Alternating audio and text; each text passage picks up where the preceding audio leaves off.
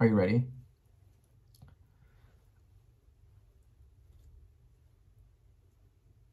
And scene.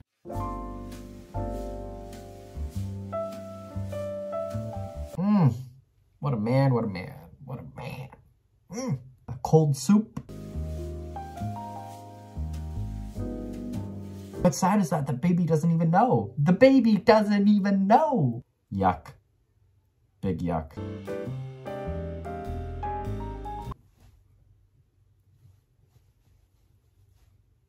Howdy y'all. It's your boy Nate. I read books because reading is sexy. And if you're not reading, you're not sexy. October, essentially. Let's talk about it. As always, these will be flash reviews of the books. More details will be shed in future vlogs about these books. Started the month with this cute little orange read, Crash by JG Ballard, gifted to me by the wonderful Jugs Judy from Ex Libris Alex. What we have here is a series of people who get off from enjoying intercourse during car crashes and sort of the aftermath of splintered glass and smoke and fire and metal and man combined together. It's an odd one. At first I thought it was a novel, but it's less that. Once you get into the rhythm of where Ballard is coming from and what he's trying to evoke here, if anything, it's more of like a long form poem. And Ballard himself inserts himself in here, which I think is quite odd. But in this, what I would consider a long form erotic poem, we do numb ourselves just as much as machinery numbs us. And I think it's a pretty wacky read, but it gets repetitive. Even though it's quite a small book, I did find it a bit repetitive and perhaps not his best work and not a good place to start, but definitely has me excited for the Cronenberg film. So very excited to watch that. We'll probably watch that for the last day of November because it is the last day of November as I'm filming this. But yes, Crash, JG Ballard was a hard 3 stars. Yuck. Big yuck.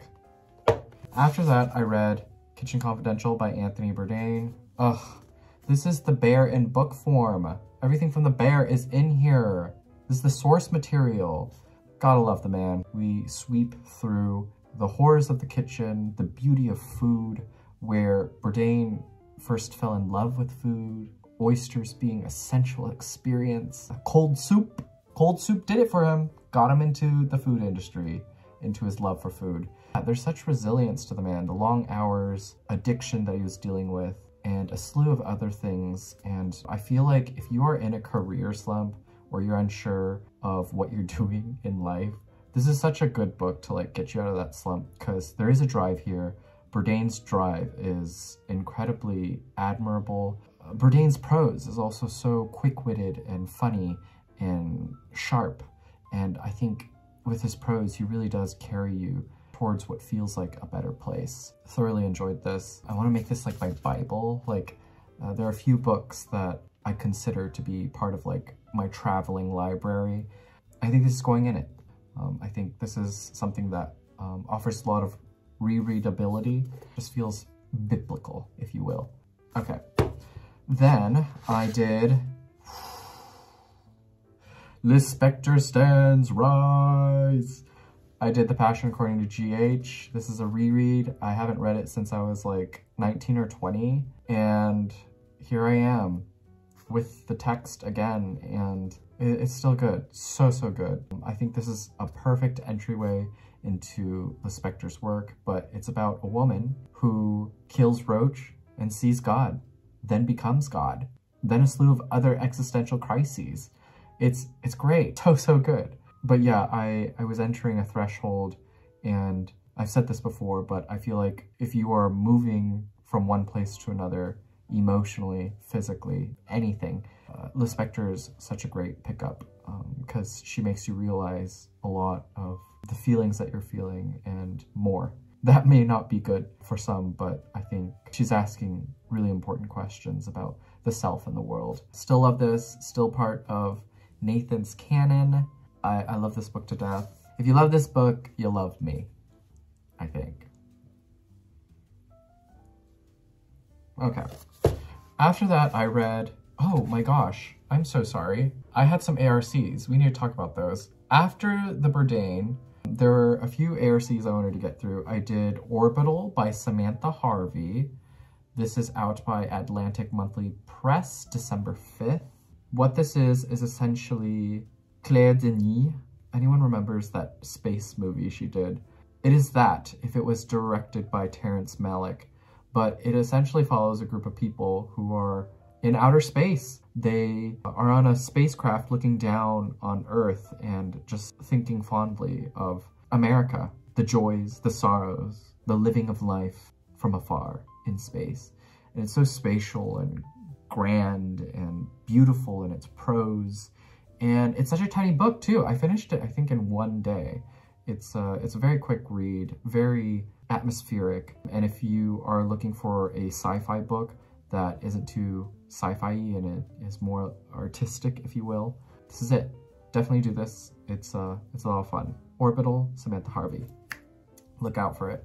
And then I had an ARC of Come and Get It by Kiley Reid by G.P. Putnam Sons. This is out January 30th of next year, 2024. There's a DNF.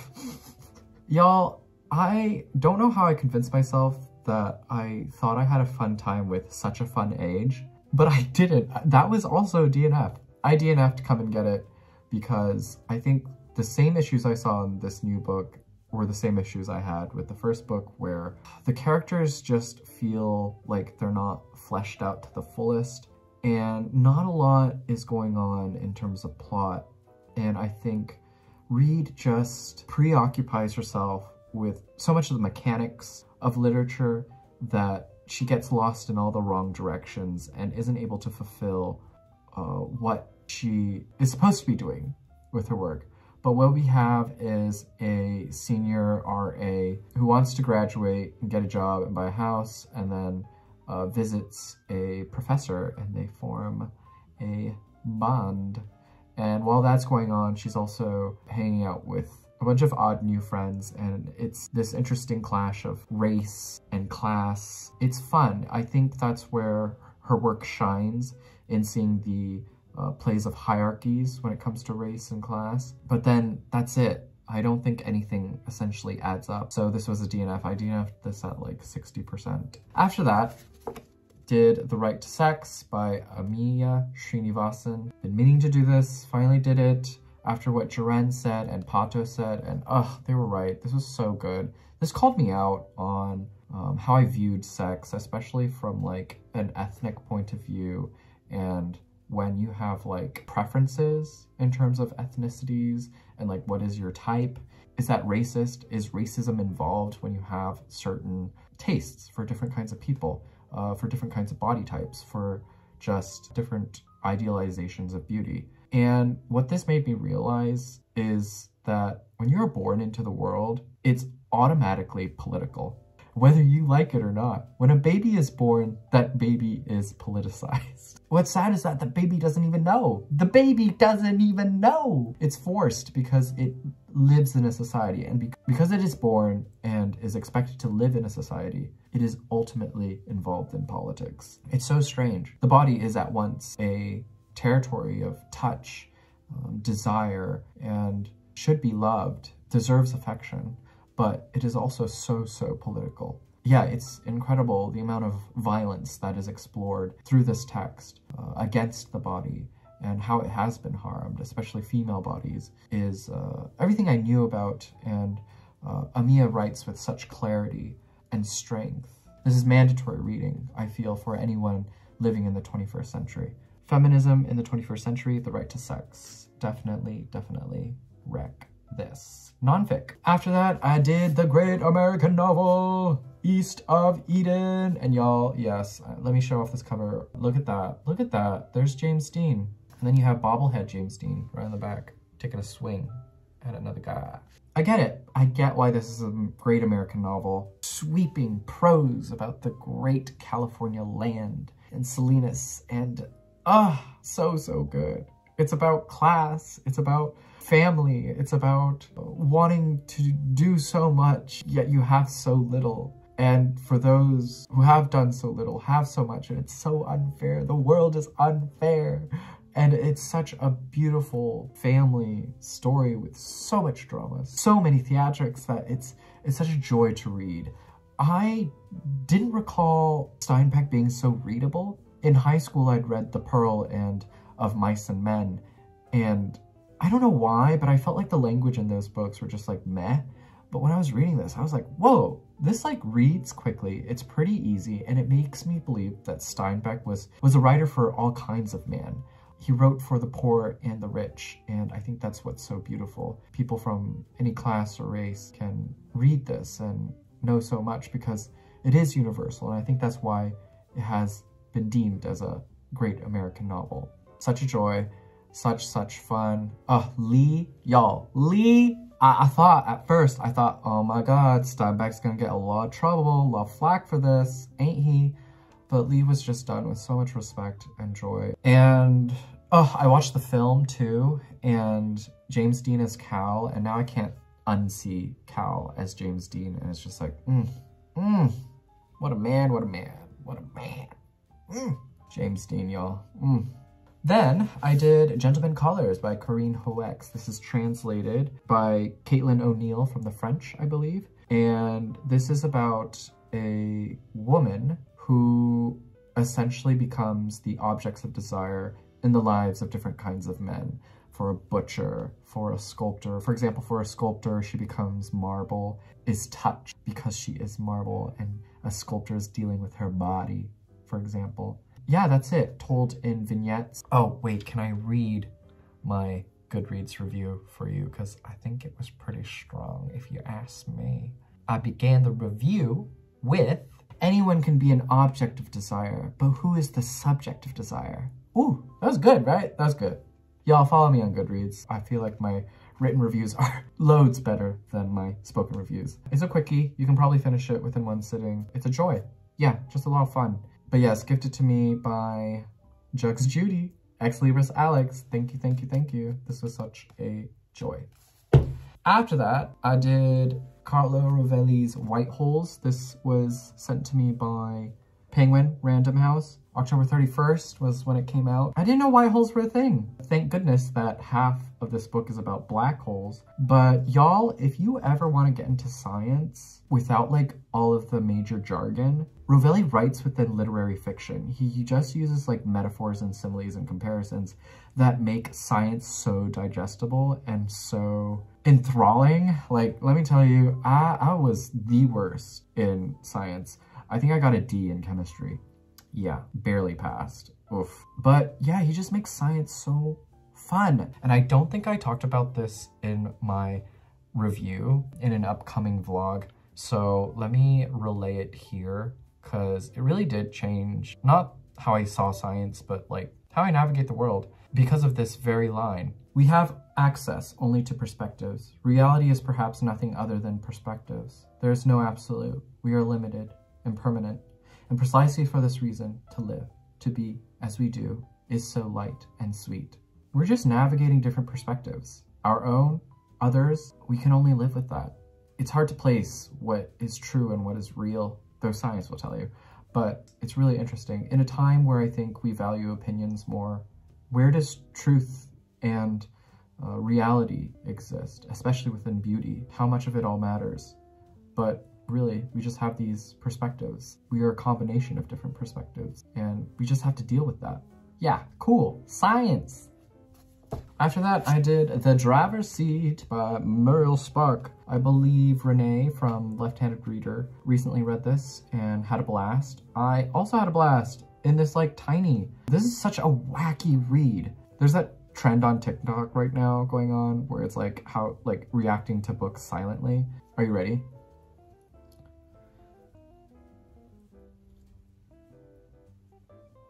And scene.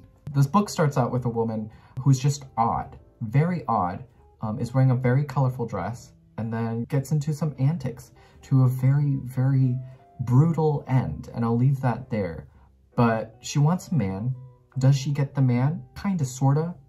But she like forces this idea upon herself that she needs a man, and she tries to get him while also having this other sidekick gal who is quite odd as well. And it's such a fun, odd ride. My only quip with Spark is that I just don't get along with her prose very well. I've read 2 of her other books and I had the same issue. It's just, I feel like her prose bogs down the story, the narrative, and the plot, and I don't know, it just seems too clunky for me, where I think if it was done with like a swifter sense within the prose, this would have just like flew by even faster and would have been one hell of a ride. But it is an odd one, and I feel like such a great entry point into Spark's work if you're looking to pick her up. This was bonkers and a blast. Have at it. And then I did Funny Weather by Olivia Laing. This is my last non-fic for non-fic November.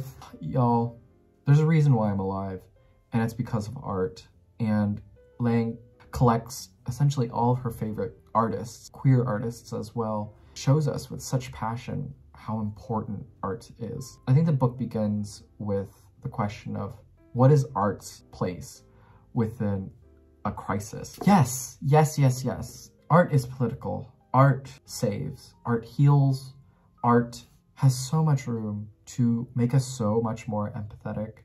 And I think that's the beauty that is explored through all the different artists that she covers. Y'all, did y'all know Basquiat came from money? Like, he went to private school as a kid. Booker, y'all, did you know Booker, the money for Booker was built on immigrant workers taken from the West Indies?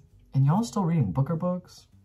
Not to throw shade, but just saying. We cover Andy Warhol, we cover Sally Rooney, we cover Ali Smith, Wolfgang Tillmans, just everything, everything. And it's so, so good. Laing has a wonderful way with words, and now I want to pick up her fiction. This was such a good collection. Oh, David Wojnarowicz as well. Oh, God. The woman has my heart when it comes to art. Like, this made me feel so alive and, like, made me go and want to seek out galleries and, like, go towards art. Let me tell you, people have failed me. People have failed me. Life has failed me, but art has always had a special place in my heart. And, ugh, God, bleh, like, I could be gross and I can get, like, overly sentimental about all of this, but, like, y'all, art is really important. That's why I'm here. That's why I'm talking about these books, because they do. They shift things in us. They do change lives, and they do have a place within tough times. Funny Weather, Olivia Laing, if you haven't done it yet, do it. So, so good. And you'll also feel 10 times smarter when you pick this up. So do it, do it, do it. And then my last book of November, which I think will become a 5-star read. I don't know. I haven't written a review for it or haven't talked about it yet, because it did. There were emotional swells for me, but I don't know if the ending landed quite as nicely as I wanted it to, but I'm still thinking about it. Still thinking about it. Y'all, it is Martyr by Kaveh Akbar. I think I just put out my winter reading list and I'd said this might become top 10. I think it's going in there, y'all. I just haven't read something. I'm gonna say this here. I read this at the right time because it aligns very much with a lot of the feelings I'm feeling right now, and I appreciate when the universe just does that for me, when it offers a book and the book is speaking to my life and my life is speaking to the book. The questions that I've been dealing with in my real life, the questions have expanded. There are a lot more whys and hows in the questions, and though I am still lost, the questions are asked a lot better in here than in my life, and has reassured some things, made things more concrete, made things less vague, and it feels good. Does art save? Does art save? Let me tell you it does! But what we have here is a loser. Cyrus. Cyrus is our loser. It's about addiction. It's about unaliving yourself, and Cyrus is dealing with a lot of grief and trauma, and follows this theme of what it means to be a martyr. Not so much like how to live a fulfilling life, but how to lead up to a wholesome death, if that makes any sense. Again, still processing my thoughts on this, but it centers a lot about what to do with grief, how to process it, how to move towards a purposeful death. God, that sounds odd. It's filled with God. It's filled with so much beautiful prose. You know, a poet wrote this. I did not know Kaveh was a poet, but My only issue with the book is its construction. It's written in these short chapters and in parts where it's told from different perspectives, certain absurdist moments as well. There's a portion with like Lisa Simpson and Kareem Abdul-Jabbar. There's some oddities in here, but they do work. So it's very strange, but there are swells in here, and the swells worked for me. It's just such a meaningful book for me. I feel like if I had read this any other time, like early in the year, it wouldn't have hit me, but it has hit me. So I think what is happening now is that my bias is swimming in and telling me, hey, add this to the top 10. It's happening. It's happening. I think within the same way that Death Valley was sort of dealing with grief, I think it's done a lot smarter here, though I think there are elements to Broda's work that I think works a lot better within narrative structure. I wish I had the narrative backbone of Death Valley in here, and sort of the emotional and sentimental moments in here in Death Valley, and sort of the writing and editing that went into this in Death Valley.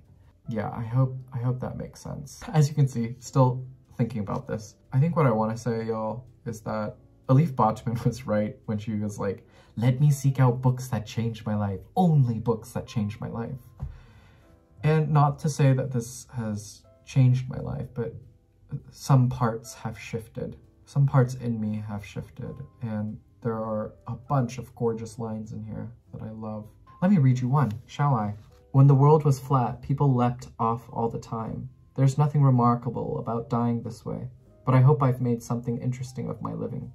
An alphabet, like a life, is a finite set of shapes. With it, one can produce almost anything. I'm sorry, I didn't even talk about what the book is about, but it's about our loser, Cyrus, who is not having a good time until he reads in the paper about this artist, stage 4 breast cancer, has an exhibit at the Brooklyn Museum where she does this live performance, in a sense, as herself, living within the confines of the museum space and living out her last days as performance art. He meets her, and a slew of emotional roller coasters spiral in different directions. And I'll leave it at that. Yes, Martyr, this is out by Knopf, January 2024. Look out for it. Really refreshing. Okay, thanks for being here. What was your favorite read of November? Let a boy know. I love adding books to my TBR. One of my favorite pastimes. Y'all, it's December. Last month of the year. Crazy. As always, be well, do good work, keep in touch.